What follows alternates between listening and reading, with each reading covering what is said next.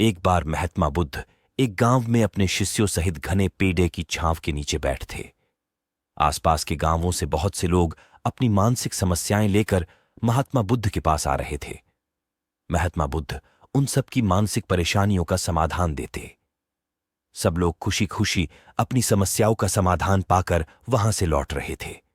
वहीं से कुछ दूर बैठा लोगों को बुद्ध के पास जाते देख एक दुखी भिखारी अपने भाग्य को कोसता हुआ यही सोचने लगा कि अभी कुछ देर पहले तो ये लोग दुखी मन से मुंह लटकाए उन महात्मा के पास गए थे, और अब इतना खुश होकर कैसे वापस लौट रहे हैं।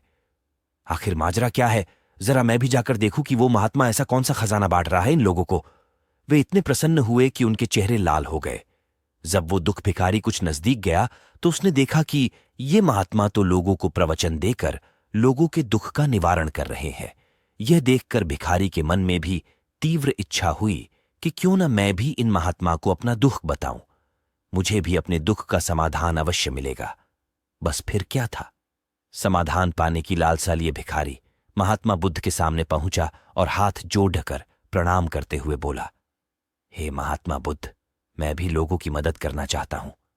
मुझे लोगों की मदद करने की बहुत इच्छा है, लेकिन मैं कैसे मदद कर सकता हूं? मैं बहुत गरीब हूं। मेरे पास न तो पैसे हैं और न ही कोई ऐसी चीज जिससे मैं किसी की मदद कर सकूं। मैं कोशिश करने पर भी किसी की मदद नहीं कर सकता। मुझे भगवान ने इतना गरीब क्यों बनाया? हे महात्मा, मुझ पर कुछ कृपा करो। इतना बोलते हुए भिखारी रोने लगा।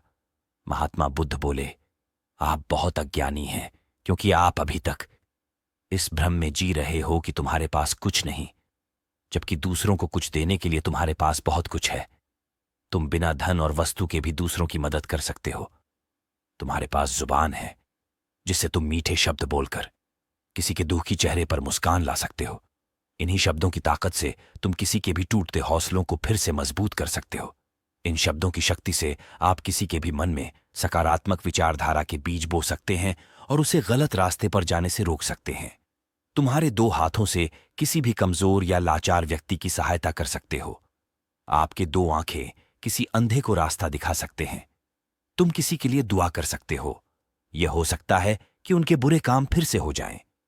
आप किसी के अच्छे स्वास्थ्य की कामना कर सकते हैं, लेकिन अज्ञानतावश तुम अब तक इस बात को समझ नहीं पाए और इस भ्रम में अब तक जीते रहे कि तुम्हारे पास मदद करने के लिए कुछ नहीं। किसी की मदद करने के लिए धन और वस्तु का होना अनिवार्य नहीं है। बिना धन और वस्तु के भी हम कई प्रकार से लोगों की मदद कर सकते हैं। महात्मा बुद्ध के ज्ञान से भरे ये सुंदर शब्द सुनकर भिखारी के चेहरे पर मुस्कान आ गई और वह खुशी से झूमता हुआ वहां से चला गया।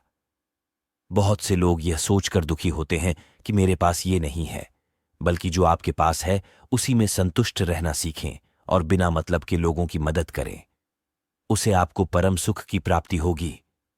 तो दोस्तों, ये बुद्ध मॉरल स्टोरी आपको कैसी लगी जरूर बताना। इसी तरह की कहानी सुनने के लिए चैनल को सब्सक्राइब करें